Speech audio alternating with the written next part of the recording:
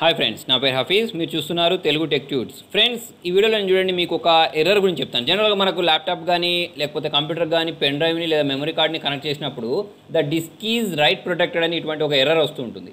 Okay, తర్వాత చూడండి, దాన్ని ఫార్మాట్ చేద్దామని చూసినా కూడా అది ఫార్మాట్ అవ్వదు. ఏం చేద్దామని చూసినా కూడా అది ఏంటంటే మనకు ఈ ఎర్రర్ మెసేజ్ ఇస్తూ ఉంటుంది.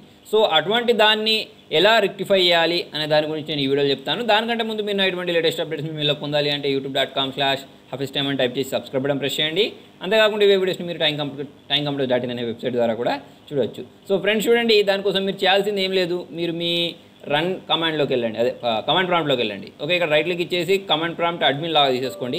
ఓకే, ఎస్ బటన్ ప్రెస్ చేస్తున్నాను. ఎస్ బటన్ ప్రెస్ చేసి నాకు ఏంటంటే ఈ కమాండ్ ప్రాంప్ట్ అనేది ఓపెన్ అయింది. ఓకే, ఓపెన్ అయిన తర్వాత మీరు చేయాల్సింది ఏంటి, ఇక్కడ డిస్క్ పార్ట్ అని టైప్ చేయండి. DISKPART అని టైప్ చేసి ఎంటర్ ప్రెస్ చేస్తే మీకు ఇది డిస్క్ పార్ట్లోకి వస్తుంది. వచ్చిన తర్వాత ఇక్కడ లిస్ట్ డిస్క్ అని టైప్ చేయండి.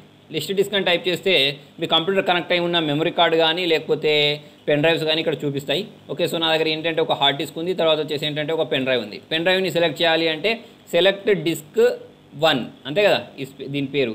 సో ఇక్కడ SELECT స్పేస్ DISK స్పేస్ 1 అని ఇచ్చేసి ఎంటర్ ప్రెస్ చేస్తే disk 1 is now the selected disk అని వచ్చింది.